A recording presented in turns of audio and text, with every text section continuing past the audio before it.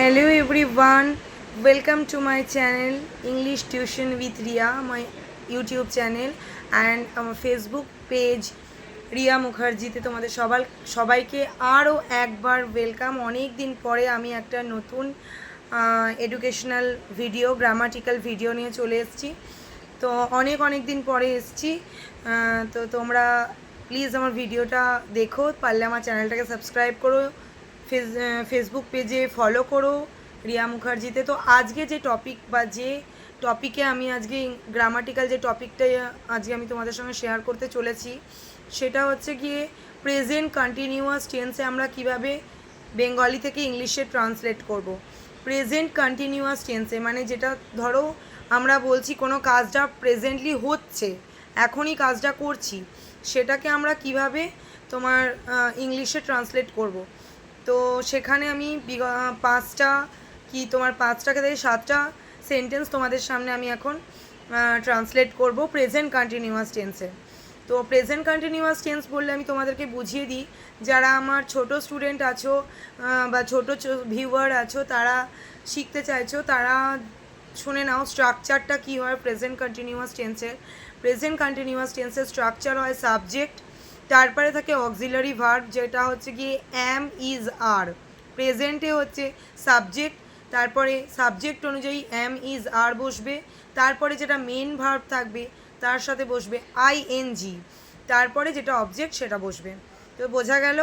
এইবারে আমি 5টা জাস্ট তোমাদের এটা স্পোকেনেও কাজে লাগবে, প্লাস যারা কোর্স করছো, যারা পড়াশোনা করছো, যাদের এখন টেন্সটা চলছে ক্লাস 4, 5, 6-এর স্টুডেন্টদের জন্য খুবই অ্যাপ্লিকেবল হবে এটা। তো চলো আমি তোমাদের সেন্টেন্স দিয়ে বোঝাই। আর আরও একবার বলে দিই স্ট্রাকচারটা প্রেজেন্ট কন্টিনিউয়াস টেন্সের যে টপিকটা আজকে তোমাদের আমি ভিডিও দিচ্ছি সেটা হচ্ছে গিয়ে দেখো আবারও বলছি সাবজেক্ট অনুযায়ী অ্যাম, ইজ, আর এই 3টে অক্সিলারি ভার্ব বসবে, তারপরে হবে ভার্ব যেটা মেন ভার্ব থাকবে, মেন ভার্বের সঙ্গে একটা আইএনজি যোগ হবে আইএনজি, অ্যান্ড দেন অবজেক্ট। তো চলো আমি বেঙ্গলি থেকে ইংলিশে ট্রান্সলেট করছি। বাচ্চাটি কাঁদছে, আমরা কি বলবো?